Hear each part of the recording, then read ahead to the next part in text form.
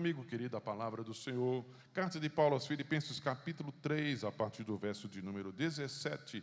Vamos ler esse texto, meus irmãos. Filipenses, capítulo 3, a partir do verso 17.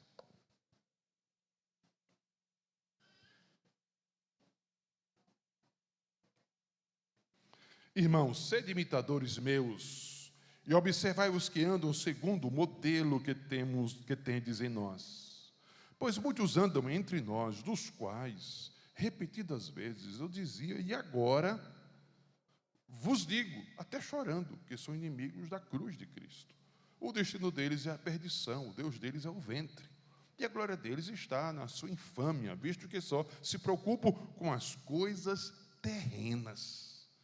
Pois a nossa pátria está nos céus, de onde também aguardamos o Salvador, o Senhor Jesus Cristo, o qual transformará o nosso corpo de humilhação para ser igual ao corpo da sua glória, segundo a eficácia do poder que ele tem de até subordinar a si todas as coisas.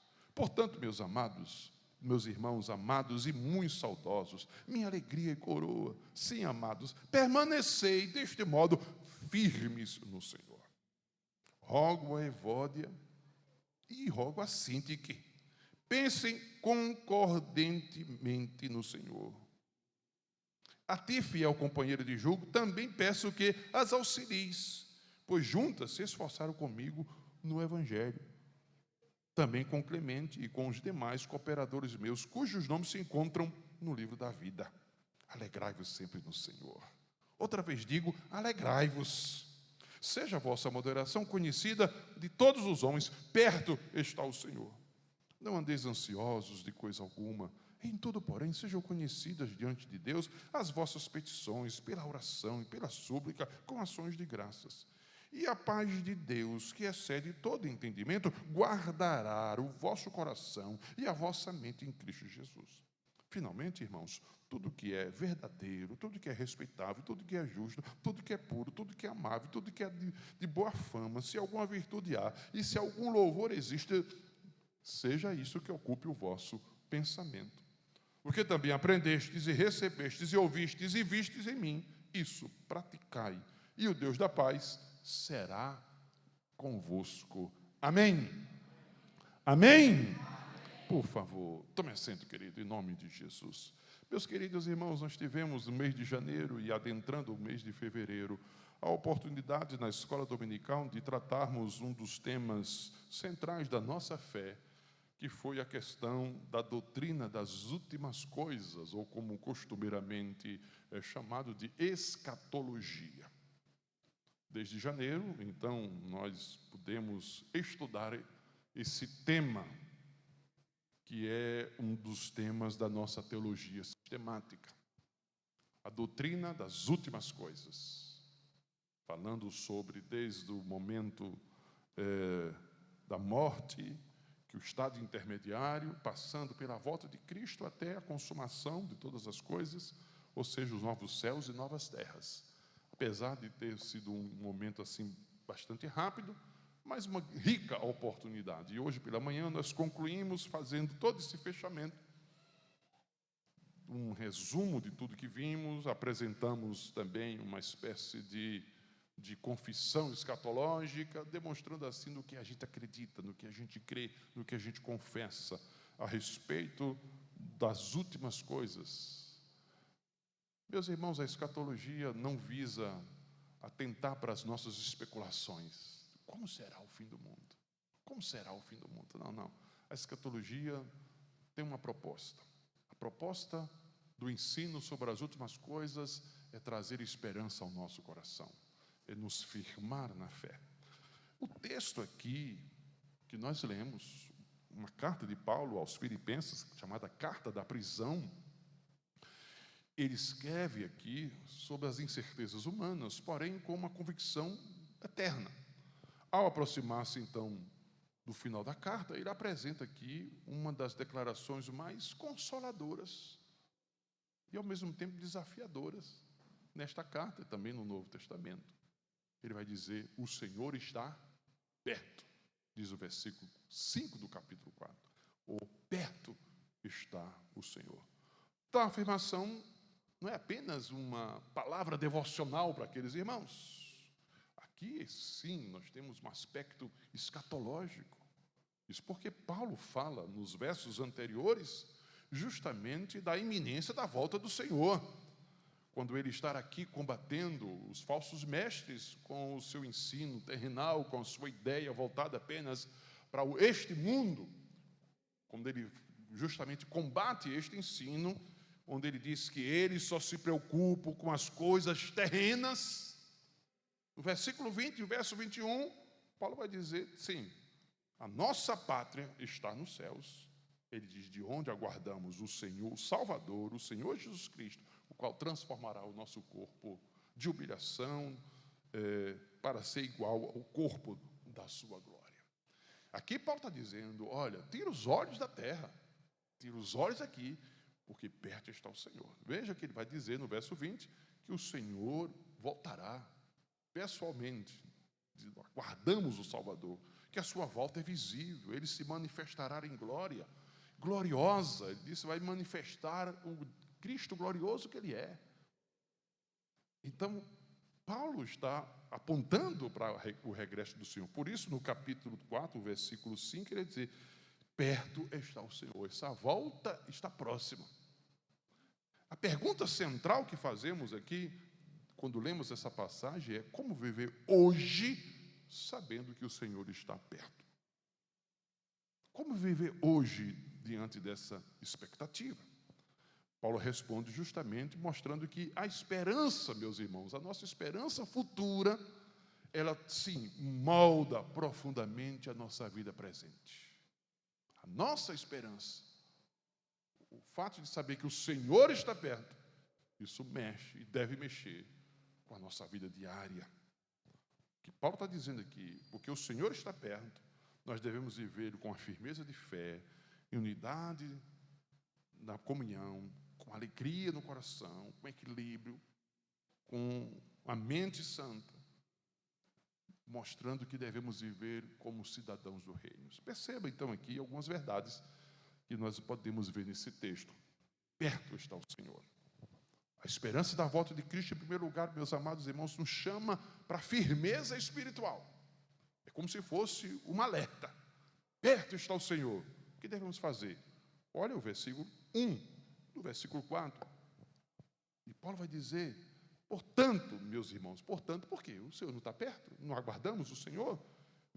Amados irmãos e muito saudosos, minha alegria e coroa. Paulo já está tentando para recompensa de sim, amados, permanecer deste modo firmes no Senhor. Firmes, essa é a exortação de Paulo.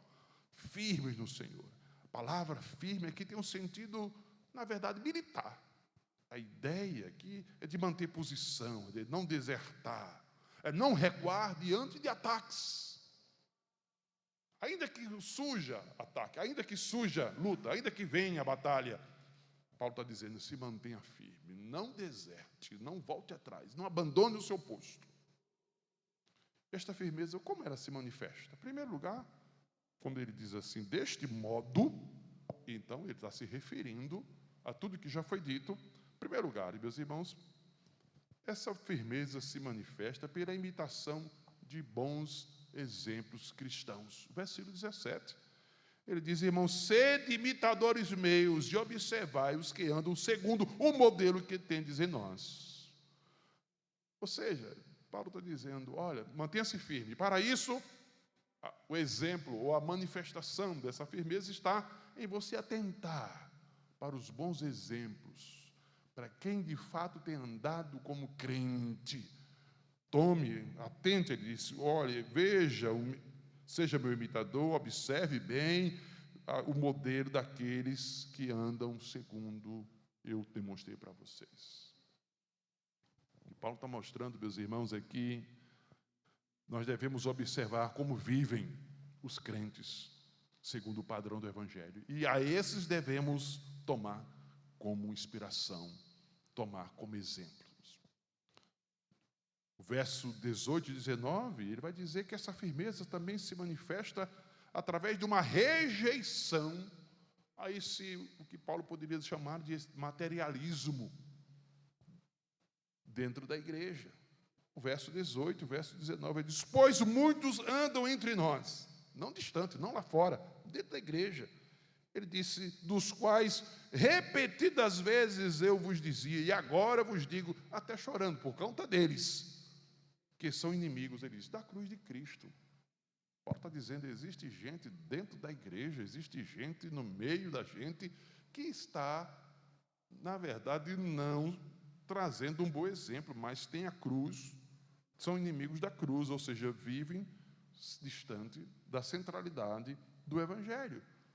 Aí ele vai caracterizar esse tipo de gente. O verso 19, ele diz: o destino deles é a perdição, Deus deles é o ventre, a glória deles está na sua infâmia, visto que só se preocupam com as coisas terrenas. São materialistas. Vivem voltados para aqui e agora. Então, onde está a firmeza? Ele disse: muito bem, rejeite essas coisas, se afaste disso. Como Paulo está dizendo, seja crente, fique perto de quem é mais crente que você. Mas cuidado, se afaste daquele que você sabe que não é, daquele que tem a cruz de Cristo como inimigo. Aí o versículo 20, ele atenta também para esta consciência da cidadania celestial. Quando ele diz no verso 20, pois a nossa pátria está nos céus. Os filipenses entendiam isso que Paulo estava dizendo. Por quê? Porque Filipos era uma colônia romana, distante da capital do Império, de Roma. Existiam muitos soldados ou ex-soldados de Roma lá em Filipos. E Filipos era uma colônia romana. O que quer dizer isso? É que, apesar de não ser Roma, não ser a capital romana, eles viviam como se fossem verdadeiros romanos de Roma. Uma colônia romana, vivendo como se fosse um pedaço lá da capital do Império. Você vai buscar uma colônia de japoneses, eles vivem como se fosse no Japão, embora em outro lugar. Uma colônia de alemãos, eles vivem como se fosse na Alemanha. Os costumes são os mesmos, os trajes são os mesmos, a fala é a mesma.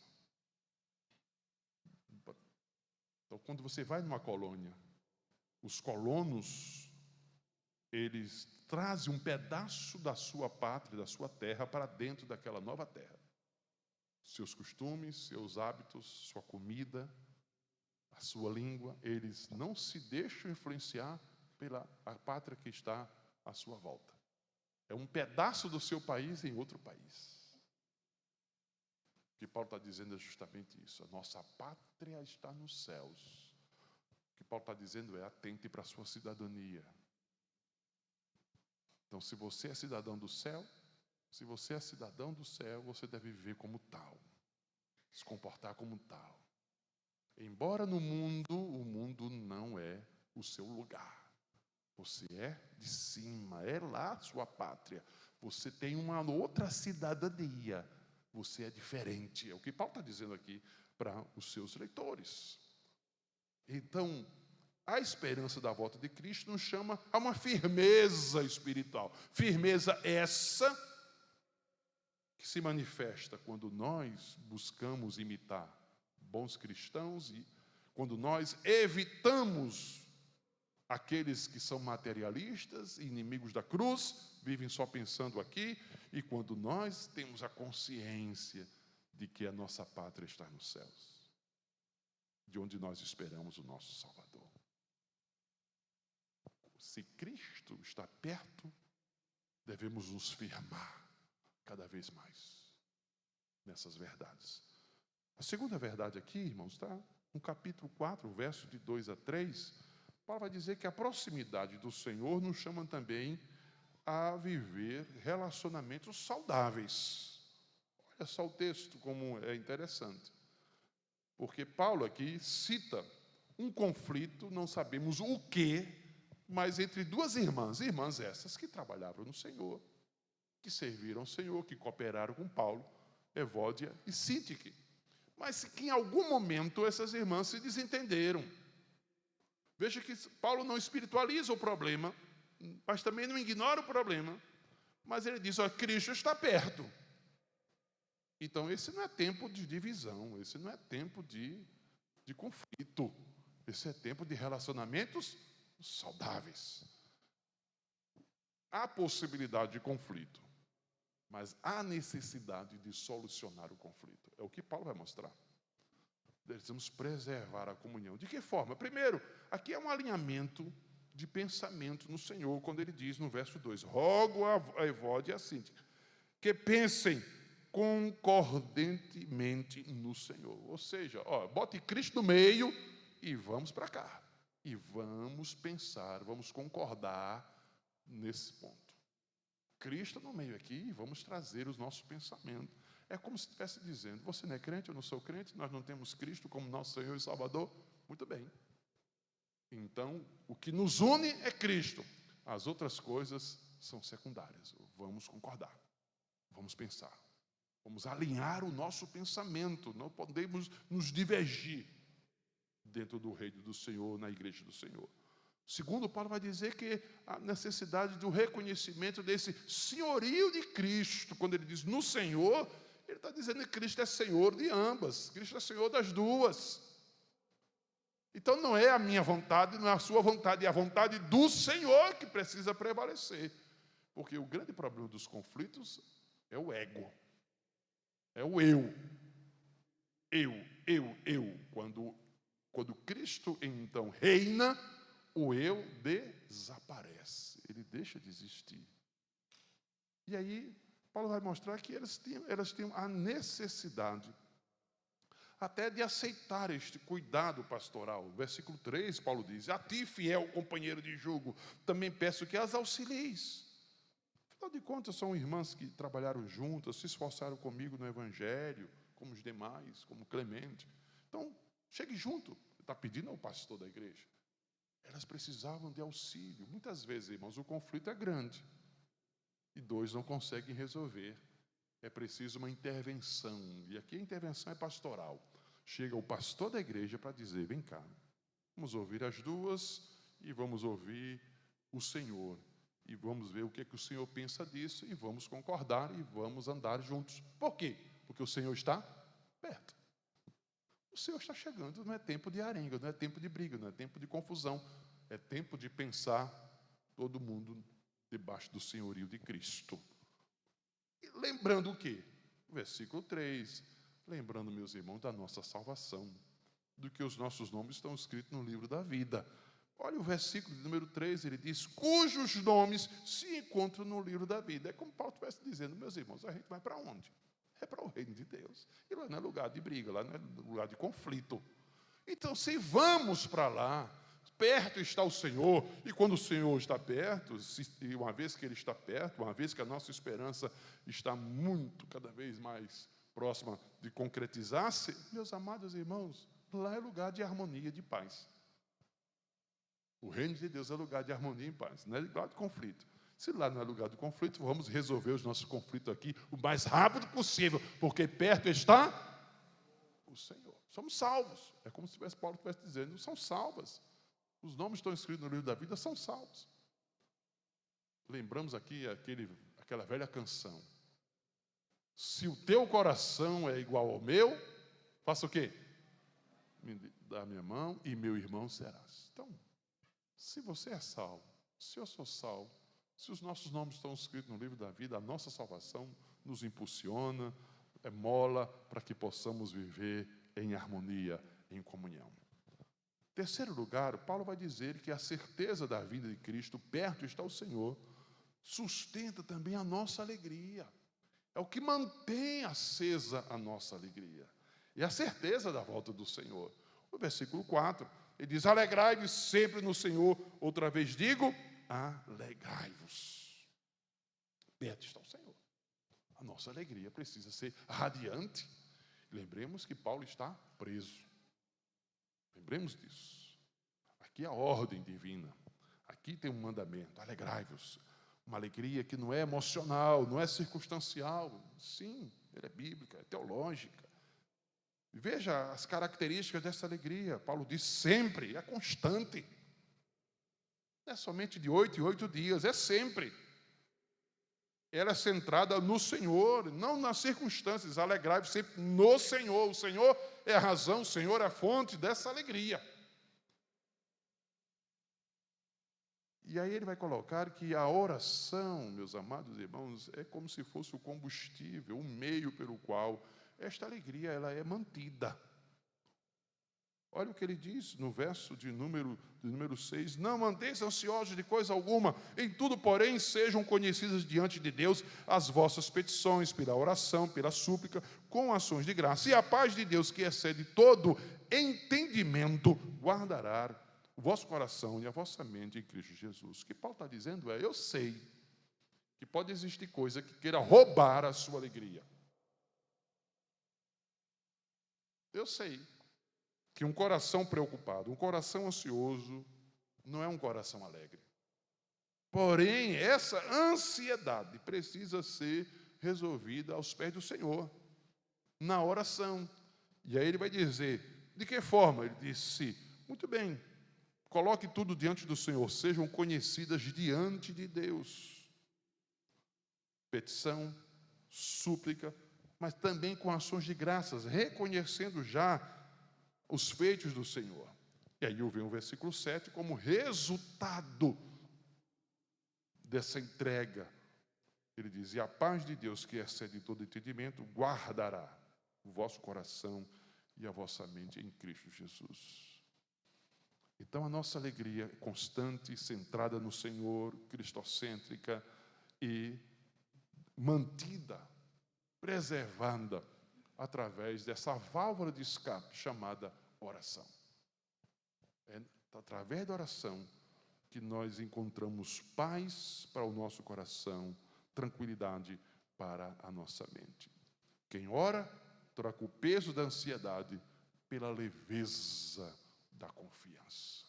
Pela leveza da confiança. A certeza da vinda do Senhor sustenta a nossa alegria. Perto está o Senhor. Então devemos nos alegrar. Mas as circunstâncias são adversas. Os problemas existem, a ansiedade quer tomar conta, o coração quer ficar angustiado. Os problemas querem nos sufocar. Perto está o Senhor. Alegrem-se, alegrem-se, a alegria é nele.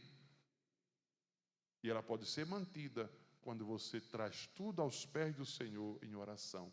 Quando você faz da oração esta válvula, onde você coloca tudo diante dele e troca por paz para o seu coração e para a sua mente. E finalmente, e Paulo vai dizer ainda, meus amados irmãos, no verso 5, que a iminência deste encontro com Cristo nos chama a uma vida de moderação. Perto está o Senhor, versículo 5. Daí ele diz, seja a vossa moderação conhecida de todos os homens. Moderação aqui tem um sentido de gentileza, de clemência. É a disposição para abrir mão do direito em favor da misericórdia. Quando é ser moderado, lembremos que Paulo está falando aqui de conflito, ser moderado aqui é ser gentil, é ser clemente, é aplicar o princípio bíblico de que o juízo será sem misericórdia sobre aquele que não teve misericórdia. Então aqui é você abrir mão, dizer, não, vamos agir com brandura, vamos agir com graça. É manifestar graça na vida do outro. Perto está o Senhor. Por quê? Veja aqui o que Paulo está dizendo. Primeiro porque, meus amados irmãos, todos somos chamados nós somos chamados a tratar todos com graça. Quando ele fala aqui, ele disse, seja conhecido de todos os homens. Devemos tratar todos com graça, ser gentis, manifestar graça na vida de todos, seja quem for que esteja ao nosso lado.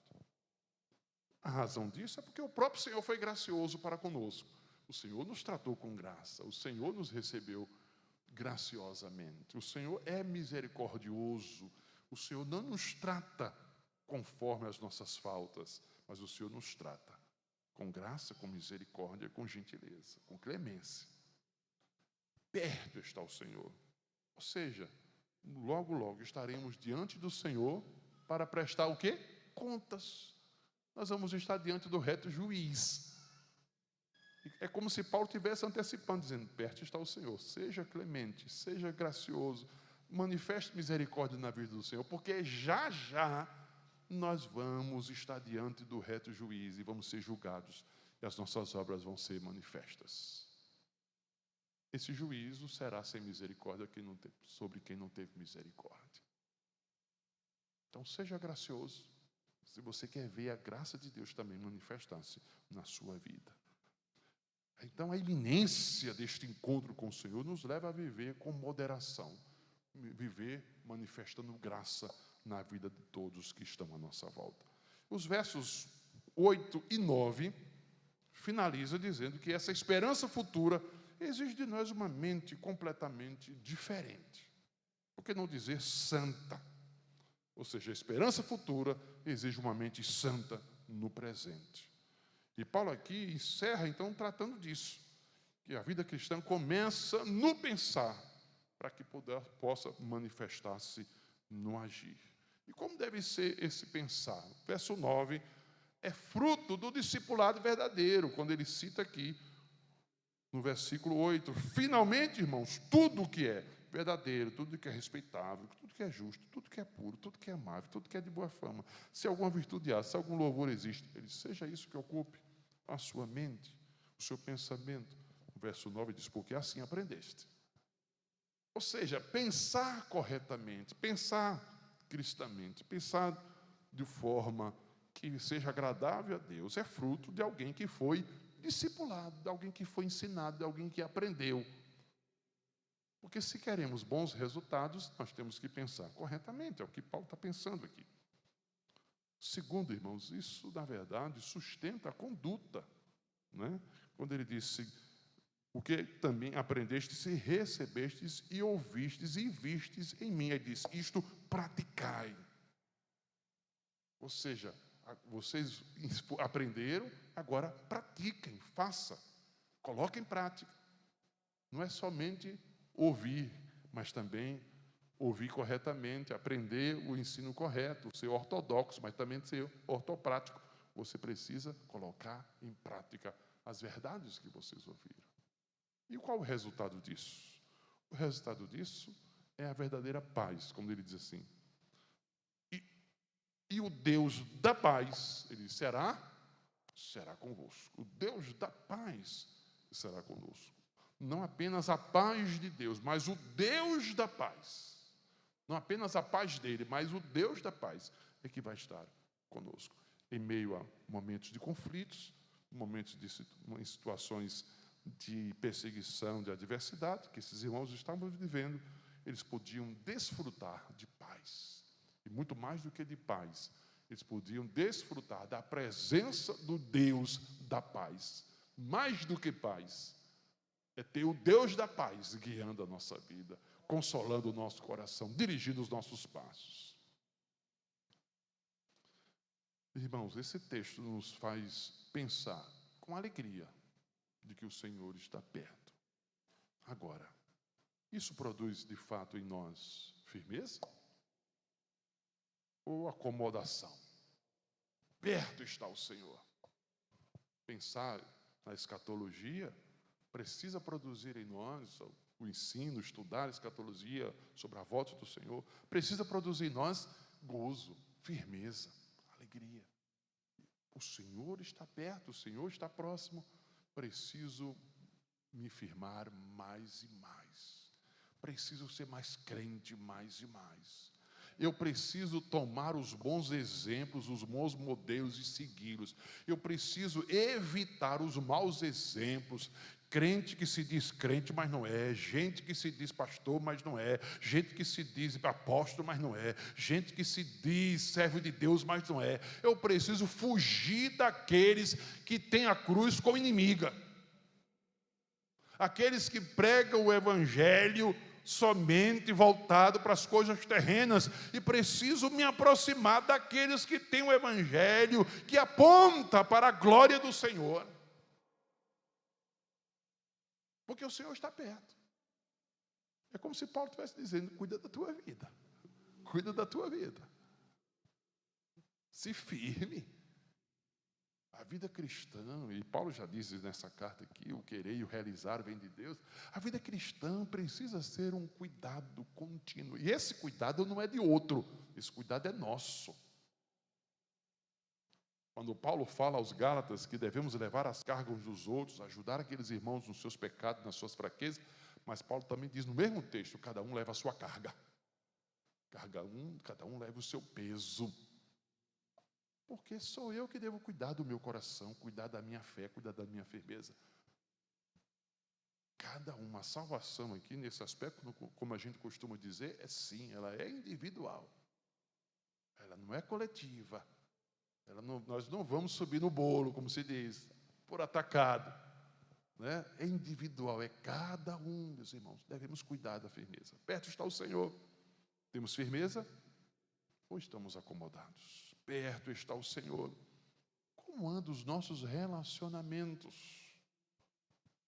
Vamos morar na mesma glória? Vamos viver no mesmo reino? Estaremos habitando com o Senhor juntos? Alguém já disse que morar no céu de glória, morar juntos no céu é uma glória.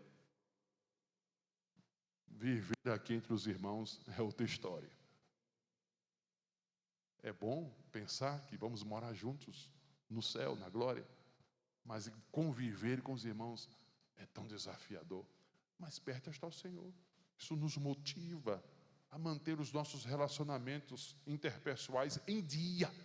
Isso nos motiva a consertarmos, não deixarmos para trás mágoas, ressentimentos, mas sair consertando, lembrando que nós somos irmãos em Cristo. Vai lá, alguém te ofendeu, chega junto, conversa. Foi ofendido, chega junto, conversa. Tem mágoa de alguém, tira essa mágoa do coração. Irmãos, a gente vai para o céu, a gente vai para a glória, o Senhor está chegando. Então vamos consertar os nossos relacionamentos. Precisamos atentar, meus amados irmãos. Se o Senhor está perto, e de fato está, e temos consciência disso, nós precisamos manter em dia os nossos relacionamentos interpessoais. A convivência com os nossos irmãos, a comunhão do santo precisa estar em dia. Há possibilidade, mas também há necessidade de reparação, de restaurar a comunhão uns com os outros. E, finalmente, temos a consciência de que o Senhor está perto. O que tem ocupado o nosso pensamento nesses dias? O que é que tem sido colocado na nossa mente? O que é que nós pensamos? O que é que ocupa o nosso pensamento diariamente? São as coisas virtuosas, são as coisas boas, são as coisas de louvor a Deus, são as virtudes cristãs que ocupam o nosso pensamento, ou estamos sufocados pelos cuidados deste mundo? Ou as preocupações com as coisas terrenas têm dominado a nossa mente e trazido sobre nós o peso da ansiedade, o peso da preocupação. A nossa mente tem sido tomada pelas coisas terrenas, e isso tem trazido um sufoco para a nossa alegria, tem sufocado e distraído de nós o gozo e a alegria do Senhor. Como corrigir isso? Paulo diz, nisto pensai. Eu não posso impedir, dizia o Dr. Billy Graham, eu não posso impedir que um pássaro pouse na minha cabeça, mas eu posso impedir que ele faça ninho. Eu posso impedir. E a melhor forma de fazer isso é através de um hábito muito simples, um hábito comum, que para o crente precisa ser corriqueiro. Qual é? A leitura diária das Sagradas Escrituras. Ler diariamente a Bíblia. Ler diariamente a palavra de Deus. Isso ajuda a manter a nossa mente sã, a nossa mente alinhada com a vontade de Deus. É lendo a palavra do Senhor. Mesmo que seja a leitura, mesmo que seja aquela leitura dos 5 capítulos, dos 7 capítulos, mesmo que seja ela, uma leitura onde você não para pensar, para estudar, somente ler. Mas isso já vai arejando a sua mente, isso já vai limpando a sua mente, isso já vai corrigindo sua maneira de pensar, isso já vai trazendo você de volta à centralidade da vontade de Deus. Como pode o jovem manter puro o seu caminho? Observando segundo a sua palavra. Lâmpada para os meus pés e a tua luz para os meus caminhos. Medita neste livro de dia e de noite. Tenhas o cuidado de fazer tudo quanto dele está escrito, então farás prosperar o teu caminho. A pergunta é: a palavra de Deus tem ocupado esse espaço na sua vida, na sua mente? A palavra de Deus tem sido para você essa fonte purificadora dos pensamentos angustiantes, dos pensamentos que geram ansiedade, dos pensamentos que arrastam você para uma vida terrena e que tiram de você a esperança de que o Senhor está perto? Quando você lê a palavra, você vai trazendo de volta os pensamentos de Deus para a sua mente e o seu coração e renovando a esperança da vida eterna. E vai lembrando, perto está o Senhor. E o Senhor está perto. Não lhe traz essa verdade, angústia, pavor, tristeza, não lhe traz ansiedade, pelo contrário, traz gozo, alegria e traz renovo para a sua alma. Perto está o Senhor, o meu amado está perto. Eu sou do meu amado, o meu amado é meu. Perto está o Senhor, perto está o Senhor. Isso precisa produzir alegria no nosso coração. Isso precisa trazer para nós, cada um de nós, meus amados irmãos, relacionamentos saudáveis.